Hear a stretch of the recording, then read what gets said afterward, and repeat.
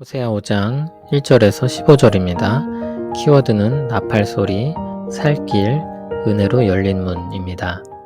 제사장들아 이를 들으라. 이스라엘 족속들아 깨달으라. 왕족들아 귀를 기울이라.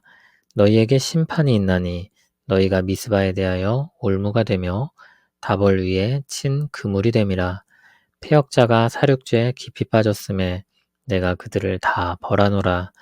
에브라임은 내가 알고 이스라엘은 내게 숨기지 못하나니 에브라임아 이제 내가 음행하였고 이스라엘이 더러워졌느니라.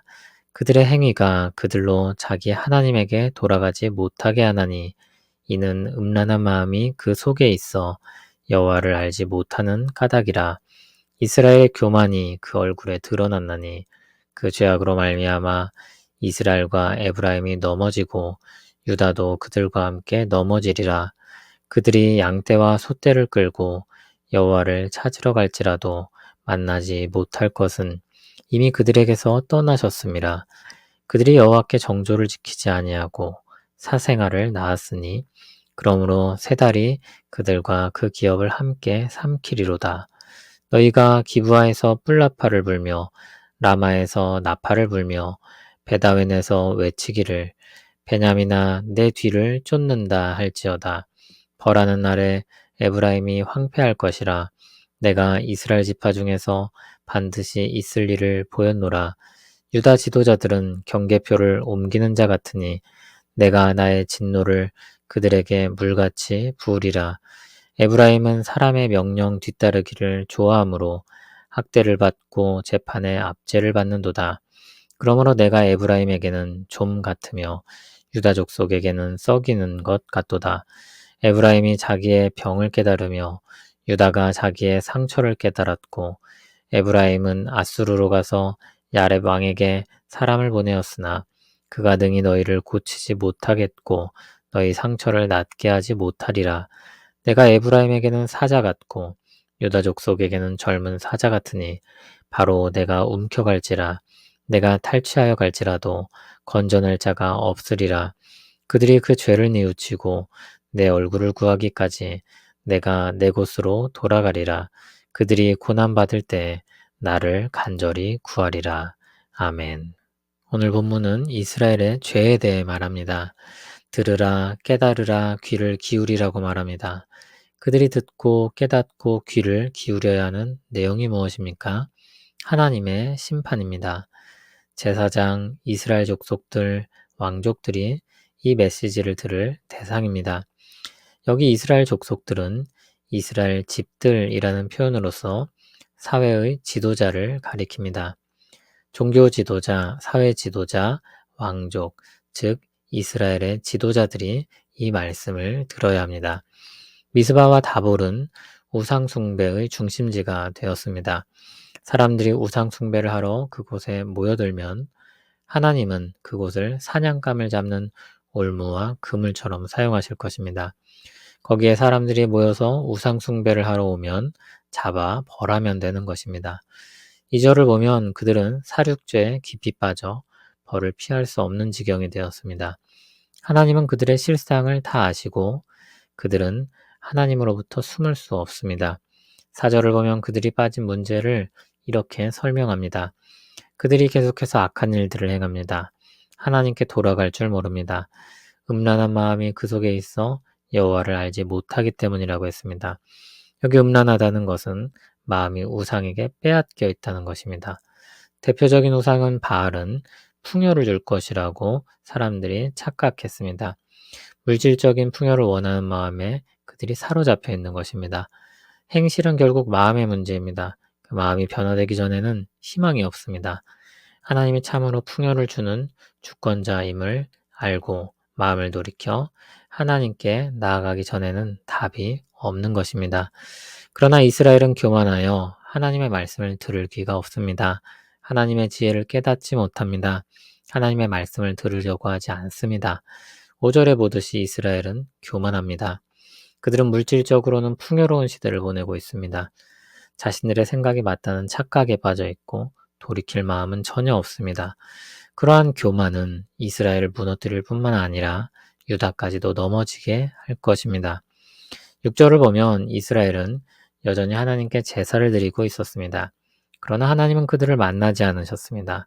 그들은 그것도 모른 채 양떼와 소떼를 끌고 제사를 드리러 갔습니다. 그러나 7절을 보면 하나님은 그들이 정조를 지키지 않았고 사생활을 낳도록 외도를 했다고 고발합니다. 새로운 달의 첫째 날이 되면 본래 그날은 번제와 화목제를 드리는 축제와 같은 날이지만 그날이 그들과 그 기업을 함께 삼킬 것이라고 했습니다. 8절에서 15절은 어떻게 이스라엘이 무너지고 유다가 어떻게 함께 무너질지를 이야기하고 있습니다. 기브아에서 뿔나파를 불고 라마에서 나팔을 불고 베다웬에서 외친다고 했습니다. 이 외침과 나팔 소리는 전쟁을 알리는 소리입니다. 기브아, 라마, 베다웬은 모두 이스라엘 지역입니다. 이스라엘에 전쟁의 함성이 일어납니다. 유다 북쪽에 위치한 베냐민 지역까지 전쟁의 파장이 미칠 것입니다. 이것은 이스라엘의 범죄로 말미암은 하나님의 벌로 일어나는 전쟁입니다. 그래서 9절을 보면 벌하는 날이라고 말합니다. 한편 11절을 보면 유다는 단지 이스라엘의 범죄로 인한 피해자가 아니라 그들 역시도 하나님 앞에 범죄하여 진노의 벌을 받게 됨을 알 수 있습니다. 땅의 경계표를 옮기는 것은 하나님이 금지하신 일인데 그들은 하나님이 분배하신 땅들의 경계표를 멋대로 옮기고 그 땅을 차지했습니다. 탐욕과 불의로 하나님 앞에 불순종하여 행하는 범죄였습니다. 하나님은 악한 이스라엘과 유다에게 좀과 같고 썩이는 것과 같다고 했습니다. 좀 먹는다는 표현을 쓰는데 옷을 갉아먹어 못쓰게 만드는 것을 뜻합니다.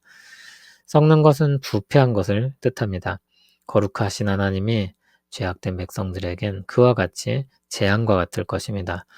에브라임으로 일컬어지는 이스라엘 그리고 유다가 자기 병과 상처를 깨닫게 될 것입니다.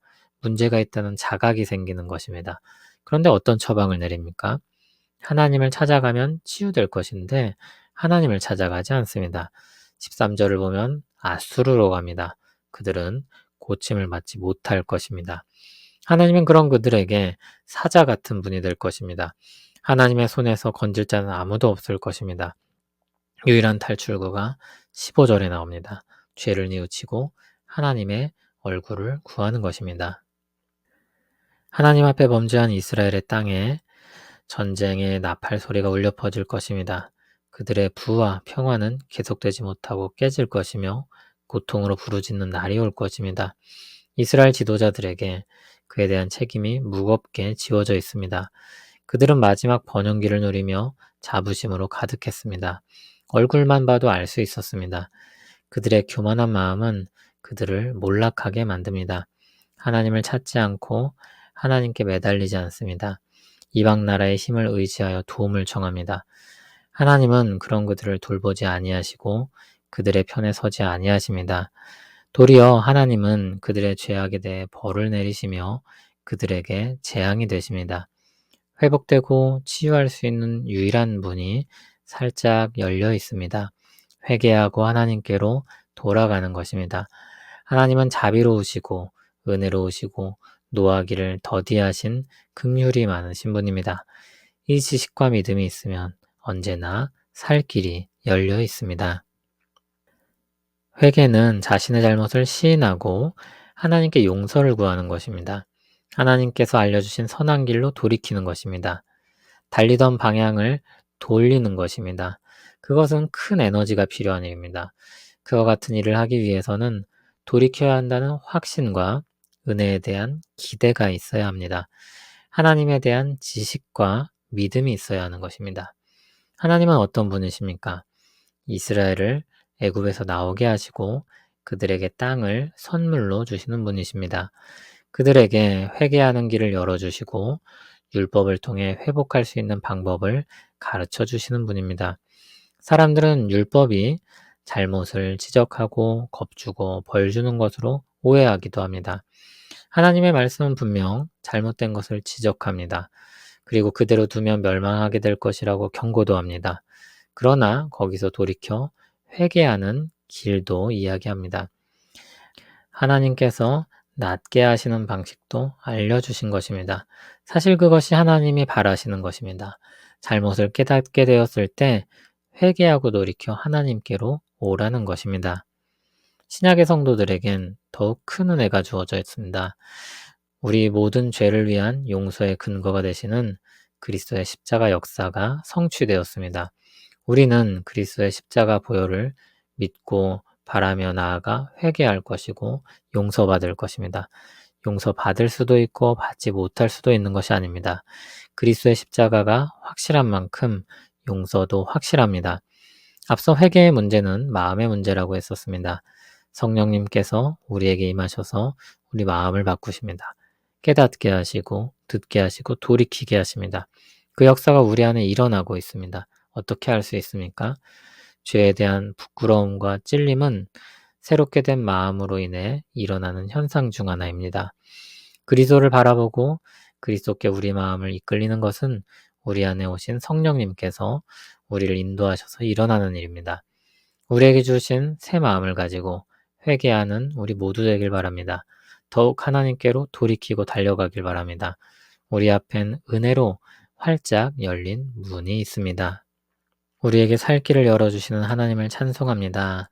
죄악에서 우리를 건지시고 깨끗하게 하시는 그리스도의 은혜를 믿고 의지하며 나아갑니다. 주여 우리 허물을 그리스도의 보혈로 다 덮으시고 주의 말씀으로 우리에게 행할 길을 깨닫게 하옵소서. 우리 안에 역사하시는 성령님으로 말미암아 그 길을 계속해서 가게 하실 줄 믿습니다. 주님의 인도하심을 따라 살아가는 행복을 누리게 하옵소서. 예수님 이름으로 기도합니다. 아멘.